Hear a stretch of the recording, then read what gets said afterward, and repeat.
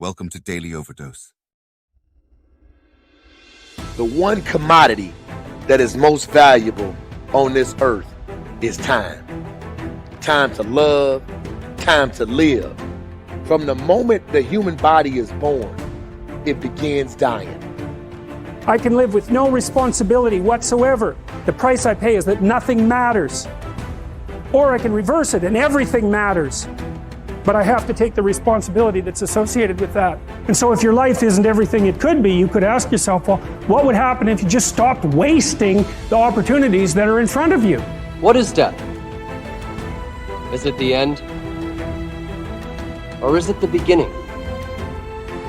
And what is life?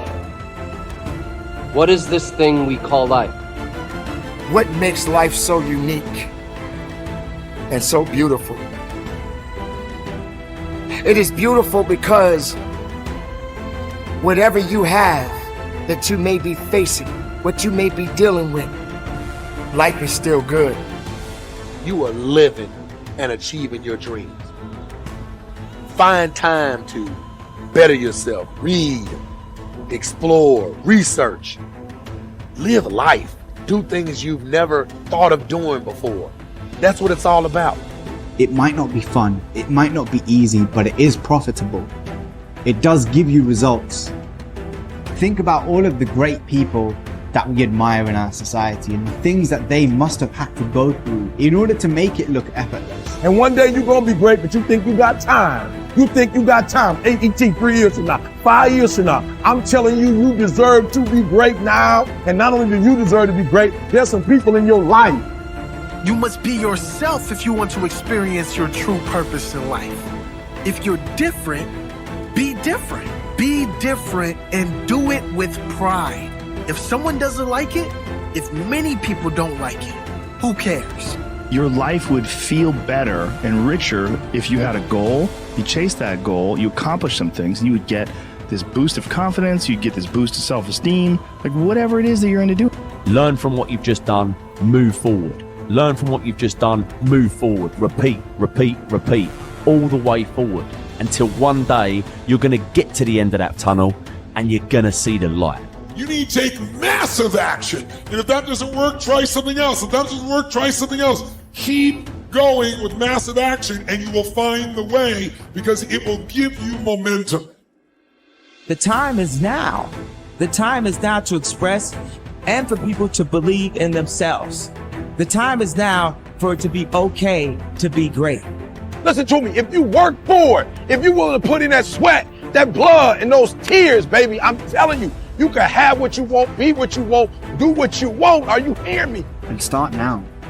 Start believing, start dreaming, and create the life and the person that you really want to see.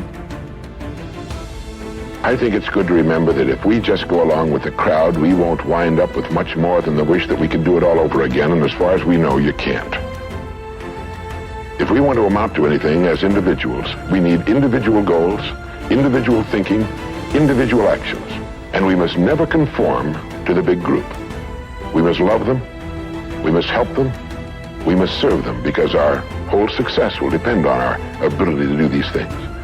But never lose our own individuality and our identity by permitting ourselves to become submerged in what has historically proved itself to be little more than a suffocating sea of indirection and purposelessness. If we want to emulate someone, fine, but let's be choosy in whose steps we follow. It's the only life we've got. And remember to think. Imagination is everything, and we can become what we can imagine. If you find yourself getting depressed and down at the mouth, as we all get once in a while, you might want to remember this quotation by Dean Briggs. He said, "Do your work. Not just your work and no more, but a little more for the lavishing's sake. That little more which is worth all the rest. And if you suffer as you must, and if you doubt as you must, do your work. Put your heart into it, and the sky will clear. And then out of your very doubt and suffering will be born the supreme joy of life." Believe it or not, in an age when we've come to nearly deify leisure time, we've almost lost sight of the fact that virtually all our satisfactions, rewards will come not from our leisure, but from our work. And don't forget the strangest secret. We become what we think about.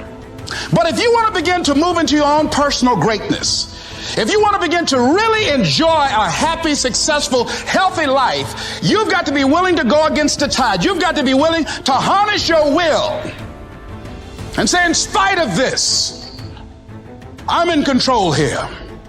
I'm not going to let this get me down. I'm not going to let this destroy me. I'm coming back, and I'll be stronger and better because of it. You have got to make a declaration that this is what you stand for. You're standing up for your dreams. You're standing up for peace of mind. You're standing up for health. You want it, and you're going to go all out to have it. It's not going to be easy. When you want to change, it's not easy. If it were in fact easy, everybody would do it. But if you're serious, you'll go all out. So yes, I'm going to turn this situation around. I'm not going to sit back and moan and cry over what happened and what went wrong and who did what.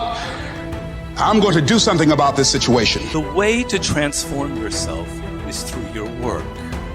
Now, I know this runs counter to our prevailing cultural prejudices. Work is too ugly, too boring, too vain. Self-transformation, we think, comes through a spiritual journey.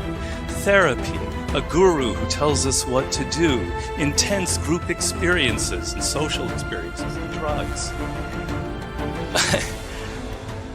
But most of these are ways of running away from ourselves and relieving our chronic boredom. They're not connected to process, and so any changes that occur don't last. Instead, through our work, we can actually connect to who we are instead of running away. And by entering that slow, organic process, we can actually change ourselves from the inside out in a way that's very real and very lasting. This process involves a journey of self-discovery that can be seen as quite spiritual, if you like. And in the end of this process, we contribute something unique and meaningful to our culture through our work, which is hardly ugly, boring, or vain. This intense focus on one goal is not easy, but it is all important. Orison Swett Marden wrote, "The giants of the race have been men and women of concentration who have struck sledgehammer blows in one place until they have accomplished their purpose. The successful men and women of today are those of one over, mastering idea, one unwavering aim, men and women of single and intense purpose." Marden also said that every great man has become great. Every successful man has succeeded in proportion as he has confined his powers to one particular channel. Single-minded concentration in the direction of your dreams will intensify your desires and increase your emotional drive toward your goal. This intensity of concentration will activate the law of attraction and begin to attract people and opportunities into your life to help you to achieve your goal. The more you think about your goal, the more it will come to dominate and direct your life. The more you think about it, the more rapidly you will move toward it, and it will move toward you. Great men and women are those who absolutely believe that they are put on this earth to do something wonderful with their lives. They have a vision of something greater or better than their current circumstances. Personal greatness means having a sense of destiny and a conviction that your thoughts and your imagination are the only real limits to your possibilities.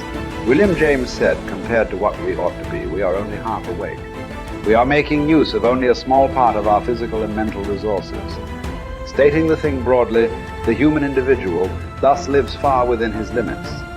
He possesses powers of various sorts which he habitually fails to use.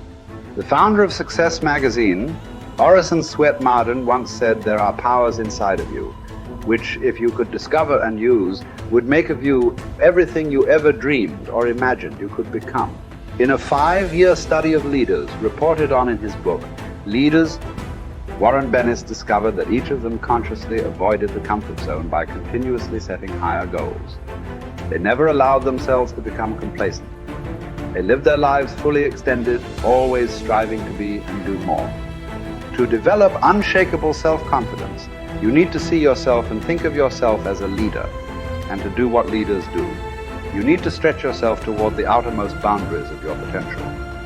You need to set goals that draw out of you the very best that is in you. You need to work toward objectives that cause you to feel a sense of mastery and peak performance.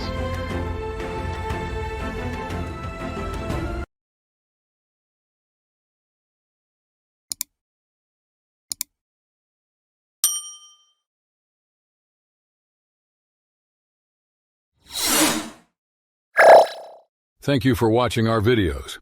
Please like and subscribe to our channel so you won't miss another video.